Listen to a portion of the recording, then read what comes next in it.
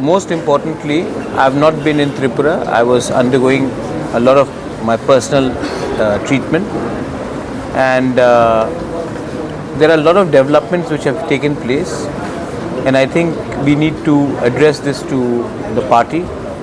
There are certain issues which have to be clarified, and there are certain steps which need to be taken, and I think that if I don't communicate this clearly to my party, this will not be communicated to the people on the ground. So that's the reason I've asked for this extended meeting, and let's see after that what happens. We have seen you in a meeting with the BJP central leadership. Was there any talks regarding the implementation of the tripartite agreement? Only the Tiprasa Accord has been discussed, and I am very clear. देखो, अगर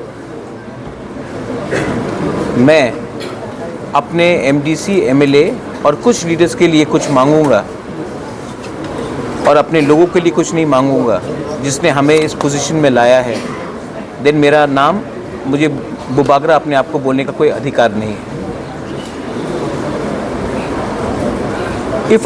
If these people are serious, they should implement the Tiprasa Accord. I have a lot of respect for the Prime Minister of India and the Home Minister of India, but if the Tiprasa Accord is not implemented, then I think we will have to decide in the next course of action.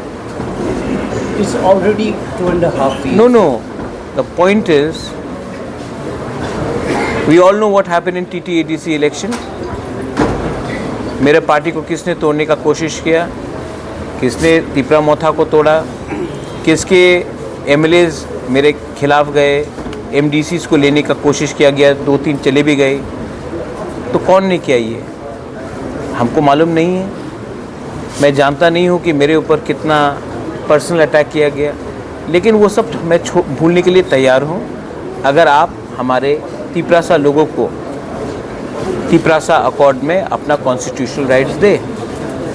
अगर आप वो ही नहीं देना चाहते हैं तो 14 लोगों को BAC चेयरमैन बना के, 2-3 लोगों को अच्छा मंत्री का पोस्ट दे के, कुछ वन टाइम फाइनेंशियल पैकेज दे के आप 10-15 लोगों को खुश करोगे, लेकिन 14 लाख लोग जहाँ में थे वहीं में रहेंगे. मैं पैसे के लिए नहीं आया हूँ, मेरे लोगों को आप दो उनका अधिकार, वरना मैं अपना रास्ता अलग से जाऊंगा.